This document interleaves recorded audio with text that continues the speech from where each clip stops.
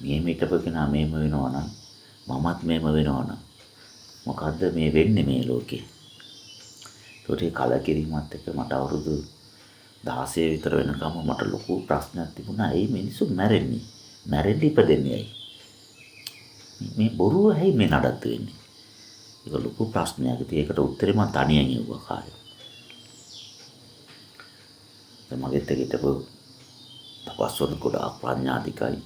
ඉතින් මම ගොඩාක් හිතවත් කෙනෙක්ගෙන් ඇහුවා මේ ලෝකේ මොකවත් ස්ථිර වශයෙන් පවතින්නේ නැහැ නේ. ඊට කිව්වා එහෙමයි ස්වාමීනි. ඊළඟ ප්‍රශ්නේ දැන් ආන්න එනවා කියලා දන්නවා යා. එහෙමයි ස්වාමීනි. ඒකට උත්තරේ දන්න කෙනෙක් ඉන්නවා. ඒ කියන්නේ මගෙන් ආන්න එපා කෙනෙක් කිව්වා. මම කල්පනා කරා ප්‍රශ්නේ ආන්න පටන් ගත්තෙත් නැහැ නේ. යාට තේරිලා එච්චර ප්‍රඥාවන්තයි. මේ ලෝකේ මොකවත් පවතින්නේ නැහැ නේ. ස්ථිර වශයෙන් මොකවත් නැහැ නේ. ස්වාමීනි මේ ප්‍රශ්නෙට උත්තරේ දන්න කෙනෙක් ඉන්නවා. කොහෙද ඉන්නේ? අඳු පන්තියේ උඩට ගියාම අසුවල් දිසාවේ මෙච්චර දුර ගියාම මේ උන්ට ලස්සන ගස් පන්තියක් තියෙනවා. අන්න ඒ පැත්තේ කෙනෙක් ඉන්නවා. ওই ප්‍රශ්නෙට උත්තරය ආදන්නවා කියලා. දැන් මම එන පිටත් වෙනවා. දැන් ඒ ප්‍රමාණයට කිට්ටු වෙනකොට කීප දෙනෙක් හිටියා. 4-5 දෙනෙක් වගේ. මෙතනට ගියාම මාව අඳුරගත්තා ඒ කට්ටිය. ටගරලා නමස්කාර කළා.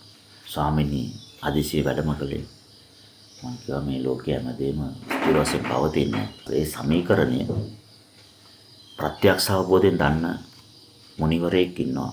එහෙමයි ස්වාමීනි. තා පොඩ්ඩක් උඩාට යන්න. මම යනකොට ගහක් යට උඩට පොඩි සිවුරු කෑල්ලක් දාගෙන අඳනේ ඇඳලා ඉන්නවා. වාඩි වෙලා ඉන්නවා. උඩට කොණ්ඩේ බැඳලා රවුලේම තියෙන ගොඩක්. මම දැනගත්තා මෙයා තමයි කෙනා. ඒක ඒ ෆ්‍රීකවන්සි වල බැඳීමක් ගැටීමක් කිසිම දෙයක් නැහැ. අර විඥානයක් නැති තැනක තරංගයක් පවතිනවා වගේ මට දැනුනේ. මම දැනගත්තා මෙයා තමයි කියන කෙනා. අඩි 10ක් විතර දුරින් මම ගිහලා බිම වාඩි වුණා. දැන් මම එයාට වඩා ස්ටෙප් එකක් වැඩි තපස් ජීවිතේ. නමුත් එතනදී මෙයා මගේ ගුරුවරයා දැන්. මම ගිහිල්ලා තින්නේ මට තේරෙන්නේ නැති එකක් අහන්න. ඒකට මගේ රෑන්ක් එක එතන අදාළ නැහැ. ඉන්න මම බොහොම නියතමානීව එයා ඉන්න ගල් ආසනේ යට බිමපත් කඩේලලා බිමින් වාඩි වුණා උසාවියේ. දැන් එයා එකපාරටම දැනගත්තේ වේව්ස් එක වෙනස් වෙනකොට කවුරු හරි ඇවිල්ලා කියලා. ශිෂ්‍ය පුත්‍රයෝද නැහැ. එහෙනම් ඇවිල්ලා ඉන්නේ මේ මට වඩා දක්ෂ කෙනෙක්. මේ ගැටලුවක් කාරණා ඉතින් දැන් එයා ඔක්කොම ටික දැනගන්නවා. මට ඒ ෆ්‍රීකවන්සි මට ටච් වෙනවා. ටච් වෙනකොට මගේ ප්‍රාණ ශක්තිය ෆ්‍රීකවන්සි හැදෙනවා ඒ පැත්තට. ඒතකොට මම දන්නවා මගේ ඩේටා ගන්නවා කියලා එයා. මම બ્લોක් කරේ නෑ. මම කමන්නේ. ඉතින් එයා උත්තරේ දෙන්න කලින් ප්‍රශ්න දැනගන්න කැමති නම් කලින් උත්තරය සකස් කරගන්නවා නම් නිදාස කරගත්තා කියලා.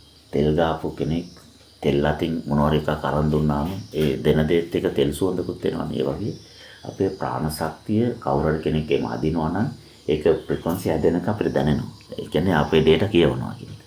විනාඩි 20ක් විතර මෙයාත් ඉන්නවා මමත් ඉන්නවා. එක පාට ඇස්සරියා. සරියාම මම ඉන්නේ පල්ලෙයන්.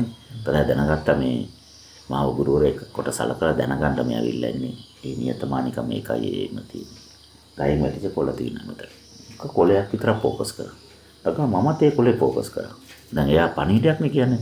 ඒ හැම චලනයක්ම මිස් වෙන්න බෑ. අර පින්තූර ගන්නකොට අපි කියන එක ෆ්‍රේම් එකක්වත් මිස් වෙන්නේ නැතුව පින්තූර ගන්න ඕනේ කියලා. මම කොළේ දිහා බලනවා.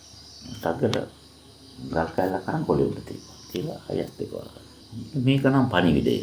මගේ උත්තරේ දැන් ප්‍රශ්නේ දැනගත්තනේ මම. කොහොමද උත්තරයක් වෙන්නේ බලන්න. නාඩි 20ක් ඉසිපාපේ කියලා ආයෙත් සැරියා. ආයෙ අර කොළේ දිහා බැලුවා. මම දැනගත්තා මේකමයි උත්තරේ කියලා. කොළේ ගත්තා. අර මේ ගල ගත්තා. අරන් ගල තිබිච්ච තැනම තිබ්බා. ඒතර ගල ගන්න තැන මම බලන්න හරියට මේ තැනම තිබ්බා. ඒ ඇඩේට ඒ විදිහටම තිබ්බා. කියලා කොළේ දිහා බලලා ෆ්‍රීකවන්සි එක වැඩි කරා සිටේ. කොළේ උඩට ගියා. තේරුණාද කියලා. තේරුණා ස්වාමීනි. මොනවද තේරුනේ?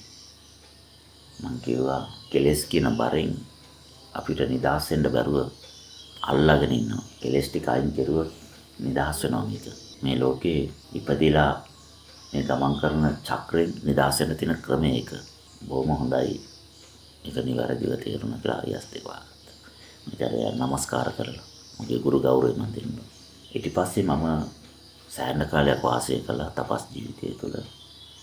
හැබැයි එකක්වත් මට තෘප්තියක් දුන්නේ නැහැ.